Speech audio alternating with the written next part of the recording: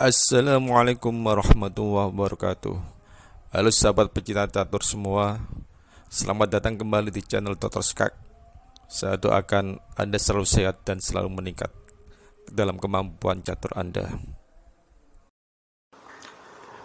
Kali ini saya akan mengajak Anda semua menelusuri permainan-permainan hebat dari dunia catur, dari ex juara dunia, yang kali ini adalah Capablanca. Kemarin saya sudah mengupload dan memberi penjelasan tentang permainan-permainan dari Michael Tal yang nanti juga masih akan berlangsung. Lalu Alekhine, dan berikutnya ini adalah Capablanca, dan akan saya upload juga nanti dari Fischer maupun Kasparov, sehingga Anda akan mempunyai kira-kira dari beliau-beliau ini kira-kira apa istilahnya, permainan Anda itu cocok dengan siapa. Itu yang penting. Di sini adalah Capablanca.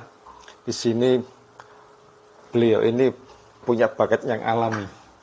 Jadi keistimewaan dalam permainan catur yang mengembangkan keterampilan bermain catur secara mandiri pada usia yang sangat muda. Kemampuannya dalam memahami posisi, strategi, dan kombinasi catur sangat menonjol. Sehingga ia sering dinamakan memiliki intuisi catur yang luar biasa. Dan yang kedua adalah kekuatan posisional. Capablanca terkenal dengan gaya bermain posisionalnya. Ia memiliki pemahaman yang mendalam tentang struktur paman catur, perencanaan jangka panjang, dan penempatan bidak yang tepat. Kehebatannya dalam mengendalikan papan catur dan memposisikan bidak-bidaknya memberinya keunggulan taktik yang kuat. Yang ketiga adalah kekuatan bertahan. Capablanca di sini sangat terampil dalam bertahan. Ia jarang membuat kesalahan yang memungkinkan lawannya untuk menyerang dengan efektif. Kombinasi antara keterampilan bertahan yang kuat dan kemampuan posisionalnya membuatnya sulit untuk dikalahkan. Yang keempat, endgame yang brilian. Capablanca di sini dianggap sebagai salah satu ahli endgame terbesar dalam sejarah catur. Ia memiliki pemahaman yang sangat mendalam tentang permainan akhir dan keterampilan yang luar biasa dalam mengubah keuntungan posisional menjadi kemenangan yang pasti. Dan yang kelima, konsistensi dan kesederhanaan. Capablanca dikenal karena pendekatan yang sederhana dan efisien dalam bermain catur. Ia cenderung tidak mempermainkan posisi dengan risiko berlebihan, melainkan memilih langkah-langkah yang solid dan konsisten. Pendekatan yang konservatif dan kesederhanaan dalam bermain catur memberinya kestabilan yang tinggi dan membuatnya sulit untuk dikalahkan.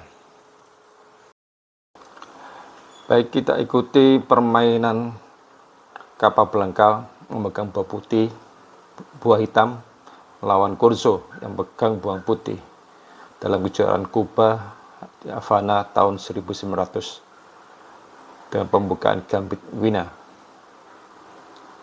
Saat itu Capablanca berusia 12 tahun.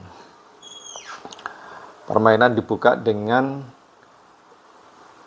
E4, E5, kuda C3, kuda C6, F4, E makan F4, kuda F3, G5, A4, G4, kuda G5, A6, kuda makan F7. Mengorbankan perwira untuk perkembangan yang cepat. Seperti yang tidak masuk akal, tetapi putih mengandalkan kurangnya pengetahuan buku dari lawannya dan berharap dia akan tersesat dalam komplikasi yang muncul. Dalam arti tertentu dia benar, ya, karena Capablanca memang menyimpang dari buku saat itu, tapi semata-mata hanya untuk menemukan kelanjutan yang lebih baik bagi hitam. Tetap dimakan, kuda makan raja makan kuda F7, lalu D4, D5, E makan D5, menteri E7 skak, raja F2, G3 skak, raja G1. Di sini benteng putih tidak bergerak, ibaratnya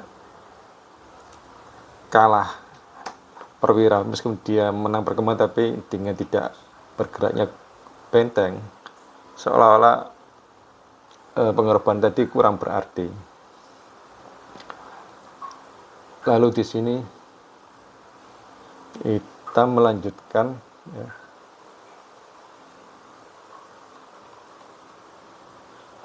kuda makan D4, menteri makan D4. Di sini hitam, ya, terus menerus mengganggu dengan ancaman mat. Lalu menteri C5, kalau dimakan jelas skak mat. Kuda E2, menteri mundur, ya, dengan ancaman gajah ke C5, dapat benteng sekaligus mat juga. Lalu makan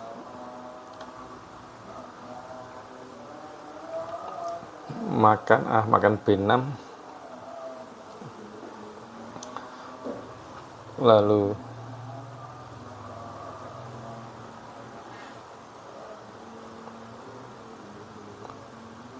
kuda D4,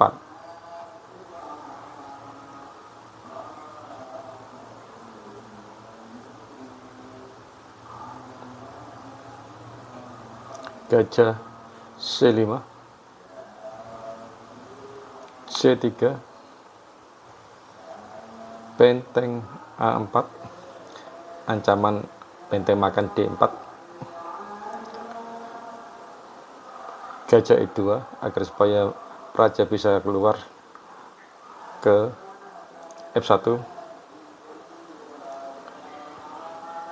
gajah makan D4, C makan D4, benteng makan D4, B3. Putih telah mengandalkan manuver ini untuk memenangkan permainan dengan mengeksploitasi posisi bersih dari benteng hitam.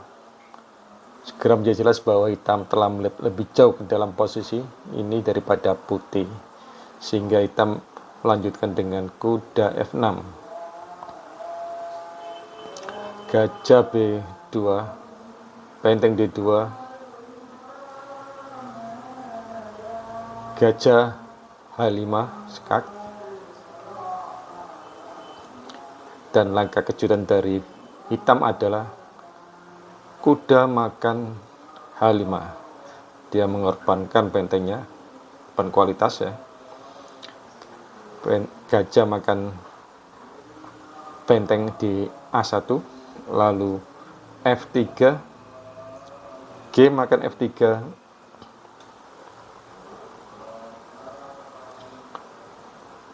kuda F4, gajah E5. Jika benteng ke E1, maka benteng E2,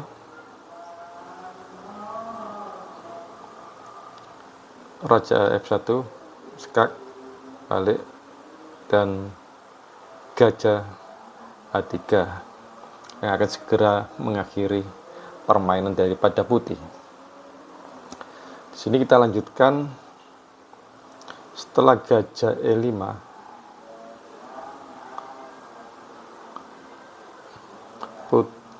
hitam melanjutkan dengan benteng G2, raja F1, benteng F2,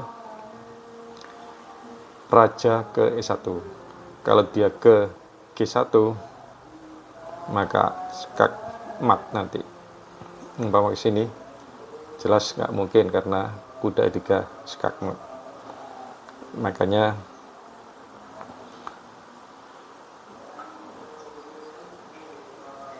dia ke raja ke E1.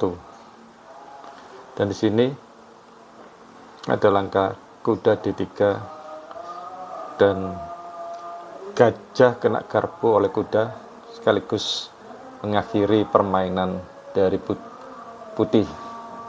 Putih kalah, sini hitam menang. Jadi sini nanti makan.